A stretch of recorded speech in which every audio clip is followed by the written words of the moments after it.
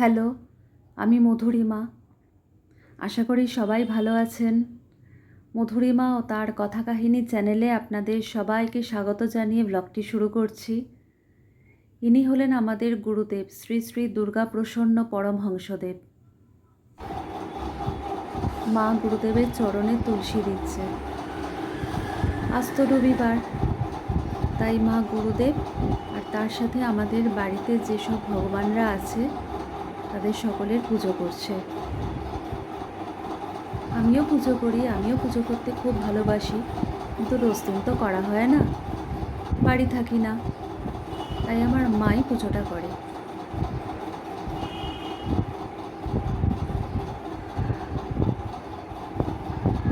বজরংবলীকে আমি এক জায়গা থেকে নিয়ে এসেছিলাম, আমাদের এখানে যে রামরাজতলা আছে সেখান থেকে আমি বজরংবলীকে নিয়ে এসেছিলাম 2016 সালে।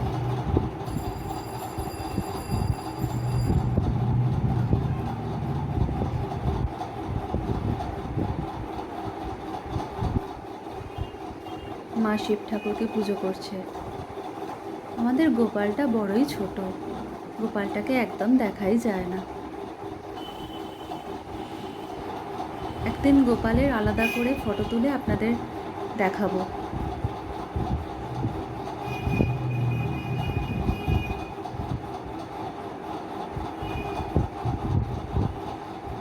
আমাদের যে বড় বিগ্রহটা আছে গুরুদেবের, সেটাতে মা হাত পায় না, তাই ঠাকুরের আসনে গুরুদেবের যে ছোট বিগ্রহটা আছে সেটাতেই পুজো করা হয়। আমিও হাত পাই না বড় বিগ্রহটাতে, তাই ছোট বিগ্রহটাতেই পুজো করি। আমি প্রত্যেক রবিবার গুরুদেবের সঙ্গে যাওয়ার চেষ্টা করি, কিন্তু সব রবিবার তো যাওয়া হয় না, আজও সেরকম যাওয়া হয়নি। আমাদের এই গুরুদেবের অনেক মাহাত্ম্য। গুরুদেব তো বরিশাল জেলার রাজাপুরে থাকতেন, আমার বাবাও বরিশাল জেলার গাভা গ্রামে থাকতেন। বাংলাদেশে থাকার সময় আমার বাবা প্রায়ই গুরুদেবের বাড়িতে গিয়ে থাকতেন। গুরুদেব বাবাকে খুব ভালোবাসতেন।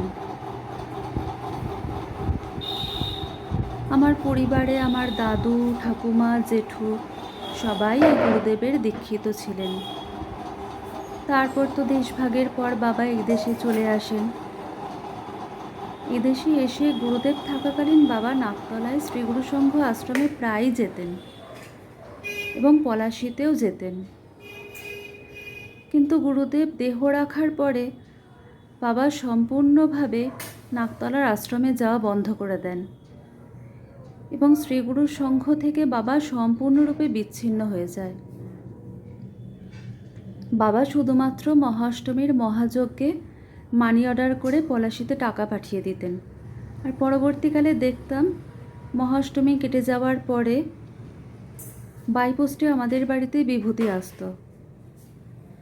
তাই বাড়িতে গুরুদেবের বিগ্রহ থাকলেও গুরুদেবকে আমাদের আর সেভাবে চেনা হয়ে ওঠেনি। কিন্তু অদ্ভুতভাবে 2016 সালের পর থেকে কোনো কারণ ছাড়াই হঠাৎ আমার মনে হলো আমি শ্রীগুরু সংঘের সাথে যুক্ত হব। কিন্তু আমি তো কাউকেই চিনি না। তখন আমি একদিন একটা পোস্টকার্ড নিয়ে চিঠি লিখতে বসলাম। চিঠিটা আমি পলাশীতে অ্যাড্রেস করে লিখলাম যে কিভাবে আমি শ্রীগুরু সংঘের সাথে যুক্ত হব। যদিও সেই চিঠি আমার পোস্ট করা হয়নি, কিন্তু দেখবেন মন থেকে যদি কিছু চাওয়া হয় না, ইউনিভার্স ঠিক রাস্তা দেখান। আমি ছোটবেলায় বাবার সাথে জেঠুর বাড়িতে খুব যেতাম, কিন্তু তারপর বাবার বয়স হয়ে যায় আর দীর্ঘদিন জেঠুর বাড়িতে যাওয়া হয়নি। কিন্তু 2017 সাল থেকে আমি হঠাৎ জেঠুর বাড়ি যাওয়া আবার শুরু করলাম। তখন জেঠুই আমাকে বললেন, তুমি মাতৃসংঘে যাও এবং গলায় রুদ্রাক্ষ পরো। আমার প্রথম রুদ্রাক্ষ আমার জেঠুর বাড়ি থেকে পাওয়া, আমার জেঠি আমার গলায় পরিয়ে দিয়েছিল। জেঠুই আমাকে প্রথম বলে যে তুমি গলায় রুদ্রাক্ষ পরেছ, তুমি পেঁয়াজ, রসুন, মুরগির মাংস আর মুরগির ডিমটা খাওয়া ছেড়ে দাও। তো জেঠুর কথা শুনে সেই আমার পেঁয়াজ রসুন খাওয়া বন্ধ করলাম এবং মুরগির মাংস আর মুরগির ডিম খাওয়া বন্ধ করলাম।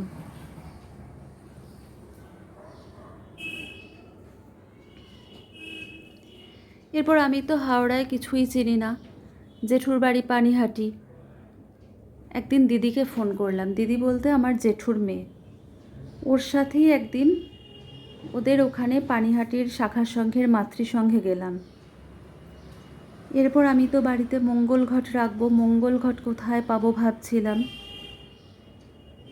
সেই আমি জেঠুকে ফোন করলাম, জেঠু বললেন নাকতলার আশ্রম থেকেই তুমি মঙ্গল ঘট পাবে।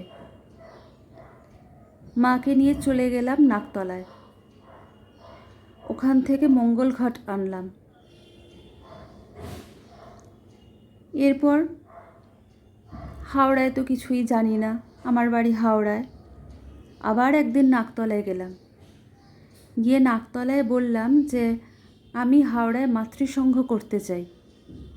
তখন ওখান থেকে আমাকে আমাদের যিনি সংঘ প্রধানা বেলাপাল, আমি ওনাকে জেঠিমা বলে ডাকতাম, ওনার নাম্বার দেওয়া হলো। আমি বাড়ি এসে ওনার সাথে যোগাযোগ করলাম এবং 2018 সালের মার্চ মাসে আমি প্রথম হাওড়ায় মাতৃসংঘ করি এবং সেই থেকেই আমার মাতৃসংঘ করা চলছে। আমার মা তো বলে আমাকে যে আমাদের বাড়িতে গুরুদেবের আবার আসার ছিল এবং সেটা তোর হাত ধরেই আসার ছিল। তাই তো হঠাৎ করে 2016 সালে তোর মনে হয়েছিল শ্রীগুরু সংঘ আশ্রমের সাথে যুক্ত হব। আমাদের এই গুরুদেবের অসীম কৃপা। আমি তো দীক্ষা নিইনি, আমার দীক্ষা নেওয়া হয়নি, কিন্তু আমি গুরুদেবের সব নিয়ম মানি।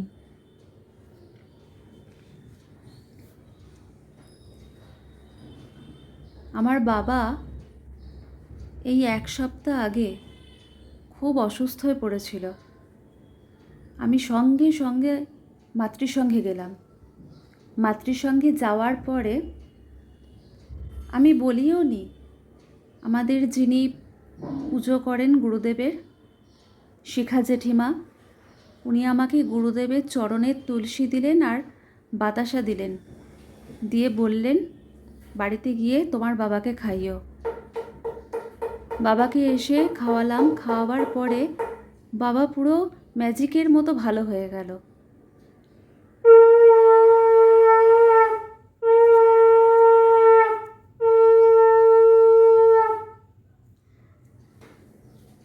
বাবার মেডিসিন তো চলছে, কিন্তু তার সাথে এই গুরুদেবের অসীম অসীম কৃপা আমাদের পরিবারের ওপর আছে, সেটা সব সময় বুঝতে পারি।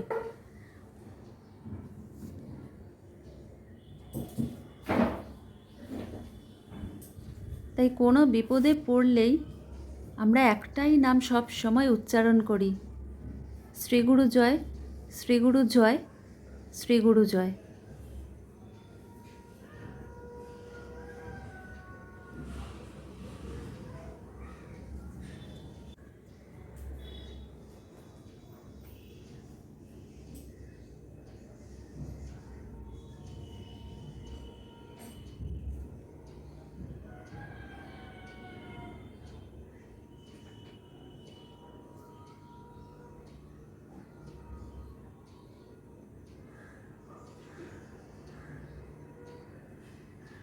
আজকের মতো ভিডিওটা এখানেই শেষ করলাম। সবাই ভালো থাকবেন। Bye bye.